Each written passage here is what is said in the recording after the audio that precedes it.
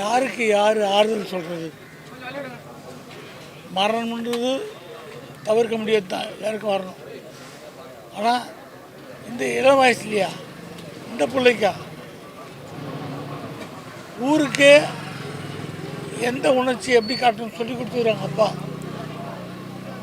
எந்த சூழ்நிலையில் எந்த மாதிரிலாம் முகபா உணர்ச்சின்னு இன்றைக்கி ஒரு துக்க சம்பவத்தில் எப்படி இருக்குதுன்னு எங்களுக்கு காட்டி கொடுத்துறாரு. ஒரு அப்பாவாக அவருக்கு போய் நாங்கள் என்ன ஆறுதல் சொல்கிறது? கவலைப்படாதீங்கன்னு சொல்ல முடியும். எந்த அப்பா கூட வரக்கூடாதுங்க. அந்த இந்த வயசில் மரம் வரக்கூடாது.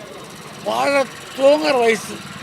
வாழ்க்கை கொஞ்சம் கொஞ்சமாக பார்த்து நல்லது கெட்டது எல்லாம் தெரிஞ்சுக்கிட்டு பக்குவப்பட்டு கொஞ்சம் இனி நல்லா வாழலான்ற வயசு தான் மனோஜ் வயசு. பக்குவப்பட்ட பையன் எனக்கு ரொம்ப பிடிக்கும். இவ்வளோ பெரிய ஆள், எவ்வளோ பெரிய டேரக்டருடைய பையன், நம்மகிட்ட எவ்வளோ எளிமையாக பேசுகிறாரு. என்ன சார் இப்படி சார் ஜாலியாக பேசுகிறப்பல ரொம்ப எனக்கு அவ்வளோ சந்தோஷமாக இருக்கும். நான் சந்தோஷப்பட்ட மாதிரியே என் பையன் சந்தோஷப்படுறான். ஏன்னா என் பையனும் மனோஜும் ஃப்ரெண்ட்ஸு. அதை விட என் மனைவி சொல்கிறாங்க, மனோஜ் என்னமாலாம் சொல்லுவார். அவங்க எங்கள் வீட்டு சாப்பாட்டு ருசி பற்றி அவர் சொன்னது தான் என் மனைவி சொல்லி வரோம். எங்கள் குடும்பத்தோடய பசந்த ஒரு பிள்ளையை பறி கொடுத்துருங்க. மனசு ரொம்ப கஷ்டமாக இருக்குது.